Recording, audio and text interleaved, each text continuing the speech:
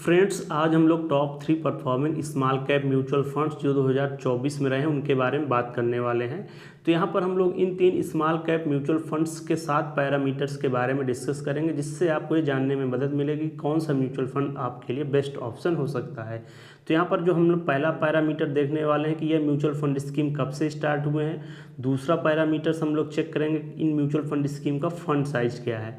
इसके साथ ही हम लोग देखेंगे कि यह म्यूचुअल फंड स्कीम पिछले 5 साल और 10 साल से किस प्रकार का हमको रिटर्न दे रही है। इसके बाद हम लोग इन म्यूचुअल फंड स्कीम का इनके बेंचमार्क्स के रिटर्न से कंपैरिजन करेंगे। इसके साथ ही इन म्यूचुअल फंड स्कीम का हम लोग एक्सपेंस रेशियो भी चेक करेंगे। इसके साथ ये देखेंगे कि ये म्यूचुअल फंड स्कीम हमारा पैसा कहाँ कहाँ पर इन्वेस्टमेंट कर रहे हैं, मतलब म्यूचुअल फंड स्कीम की होल्डिंग्स क्या है। और उसके साथ हम इन म्यूचुअल फंड स्कीम का एग्जिट लोड भी देखेंगे। अगर आप इन म्यूचुअल फंड स्कीम से अपना पैसा निकालना चाहते हैं तो आपको कितना पेमेंट यहाँ पर फीस करनी पड़ सकती है। तो आइए देखते हैं इन पैरामीटर्स के बारे में। यहाँ पर जो top 3 performing mutual fund scheme पिछले 10 सालों से रहे हैं वो है Nippon India small cap fund, SBI small cap fund और एक्सिस स्मॉल कैप फंड्स। तो अब आइए इनके पैरामीटर्स के बारे में हम लोग कंपैरिजन करते हैं। तो अगर हम लोग सबसे पहला पैरामीटर देखते हैं कि ये म्यूचुअल फंड स्कीम कब से स्टार्ट हुई है, तो यहाँ पर निप्पॉन इंडिया स्मॉल कैप जनवरी 2013 से स्टार्ट हुई थी। SBI स्मॉल कैप भी जनवरी 2013 से स्टार्ट हुई थी और वहीं एक्सिस स्मॉल कैप फंड्स ये नवंबर 2013 से स्टार्ट हुई थी। तो यहाँ पर तीनों ये म्यूचुअल फंड स्कीम 10 साल से ज़्यादा पुरानी हो चुकी हैं।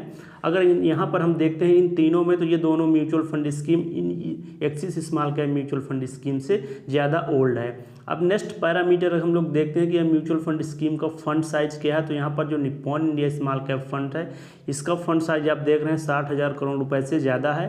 SBI स्मॉल कैप फंड्स का अगर हम लोग फंड साइज देखते हैं तो यहाँ पर इसका फंड साइज 32,000 करोड़ रुपए से ज़्यादा है।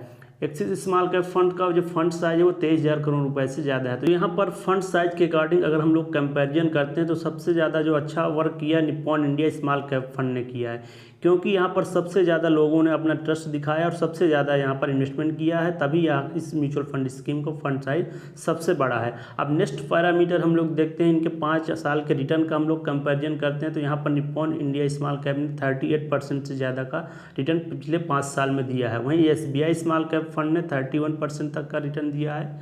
इसके साथ ही एक्सिस स्मॉल कैप फंड ने 31% तक का रिटर्न दिया है।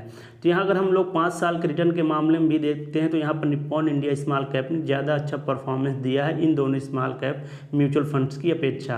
अब हम यहाँ पर देखते हैं 10 साल के रिटर्न का कंपैरिजन करते हैं। तो यहाँ पर देखते हैं तो निप्पॉन इंडिया स्मॉल कैप ने 10 साल में 25.8% तक का रिटर्न दिया हुआ है। वहीं SBI स्मॉल कैप फंड ने 25.4% तक का रिटर्न दिया है। Axis small cap mutual fund scheme की बात करते हैं तो यहाँ पिछले 10 साल में से 22.32% तक का रिटर्न मेंटेन किया है।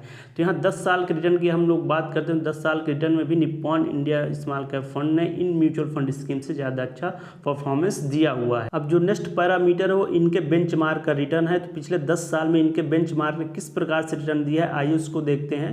तो यहाँ पर हम लोग Nippon India small cap fund के बेंचमार्क की बात करते हैं तो इसने 17.6% तक का रिटर्न दिया है। वहीं SBI स्मॉल कैप फंड्स के बेंचमार्क ने 20% तक का रिटर्न दिया है। एक्सिस स्मॉल कैप फंड का जो बेंचमार्क है 17.6% तक का रिटर्न दिया है। तो यहाँ पर Nippon India small cap fund और एक्सिस स्मॉल कैप फंड इन दोनों म्यूचुअल फंड स्कीम का सेम ही बेंचमार्क है, SBI स्मॉल कैप फंड्स का अलग है। तो यहाँ पर आप देख रहे हैं कि तीनों म्यूचुअल फंड स्कीम अपने बेंचमार्क से पिछले 10 साल से अच्छा परफॉर्मेंस कर रही हैं। तो ये जो नेक्स्ट पैरामीटर है वो एक्सपेंस रेशियो, ये काफ़ी इंपॉर्टेंट पैरामीटर है। किसी भी म्यूचुअल फंड स्कीम में आप जब इन्वेस्टमेंट करें तो इस पैरामीटर को जरूर चेक करें, क्योंकि एक्सपेंस रेशियो क्या होता है, जो फंड मैनेजमेंट कंपनी होती है उसके द्वारा फीस ली जाती है जो हमारे रिटर्न से ही कट की जाती है प्रत्येक साल। तो इस पैरामीटर को जरूर आपको चेक करना है। तो अगर हम लोग देखते हैं Nippon India small cap fund, इसका एक्सपेंस रेशियो 0.63% है जो कि 1% से कम है। SBI स्मॉल कैप फंड का पैरामीटर अगर हम लोग देखते हैं एक्सपेंस रेशियो 0.65% है, ये भी 1% से कम है। और एक्सिस स्मॉल कैप फंड इसका एक्सपेंस रेशियो अगर हम लोग देखते हैं तो ये भी 1% से कम 0.54% है। वैसे अगर आप देखते हैं कि किसी भी म्यूचुअल फंड स्कीम का अगर एक्सपेंस रेशियो 1% से कम है तो आपके लिए वो काफ़ी अच्छी स्कीम हो सकती है।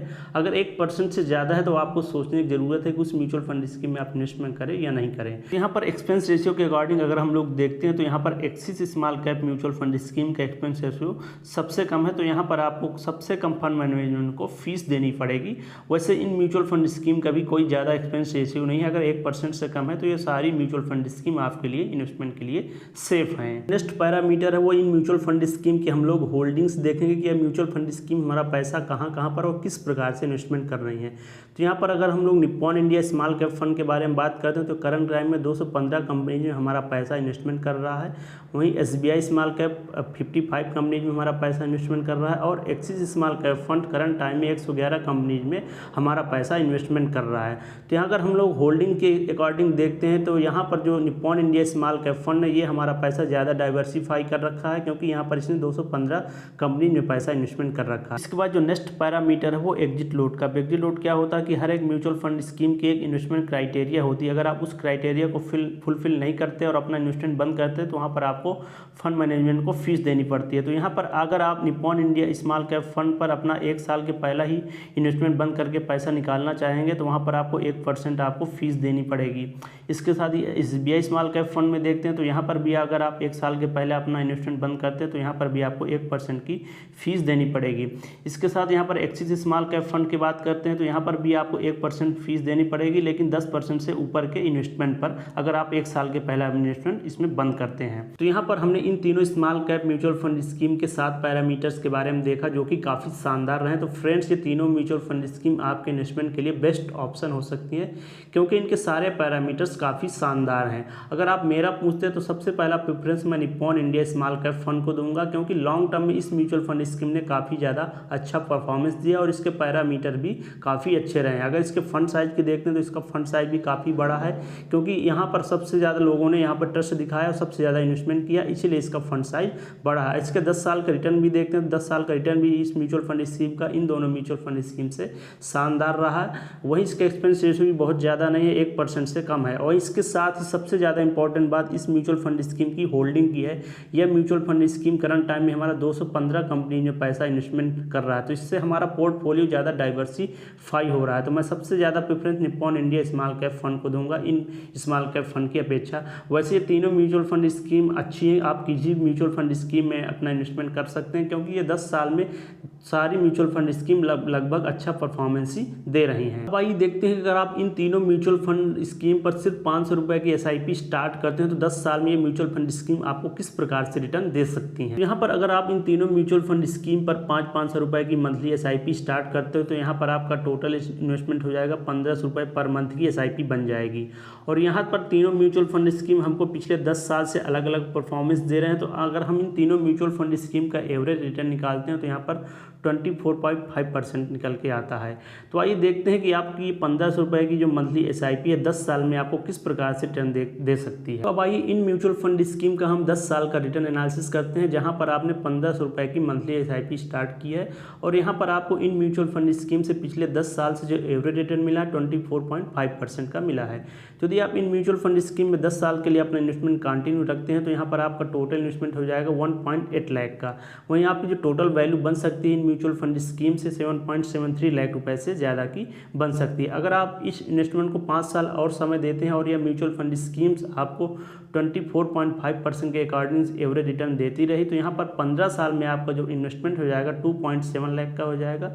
वहीं आपकी जो टोटल वैल्यू बन सकती है 27 लाख रुपए से ज़्यादा की बन सकती है। तो यहाँ पर आप देख रहे हैं कि म्यूचुअल फंड स्कीम में आप जब लॉन्ग टर्म के लिए इन्वेस्टमेंट करते हैं तो आपको रिटर्न काफ़ी शानदार मिलते हैं। फ्रेंड्स, यदि आप इन म्यूचुअल फंड स्कीम को अपने पोर्टफोलियो में शामिल करना चाहते हैं तो अपने फाइनेंशियल एडवाइजर से सलाह लेकर शामिल कर सकते हैं और अपना इन्वेस्टमेंट स्टार्ट कर सकते हैं। दोस्तों, अगर आपको वीडियो अच्छी लगी हो, इन्फॉर्मेटिव लगी हो तो इसको लाइक कीजिए, अपने दोस्तों के साथ भी शेयर कीजिए और ऐसी वीडियोज पाने के लिए हमारे चैनल को भी सब्सक्राइब कीजिए। ठीक है दोस्तों, मिलता हूँ नेक्स्ट वीडियो में एक नए टॉपिक के साथ। टेक केयर, बाय, जय हिंद।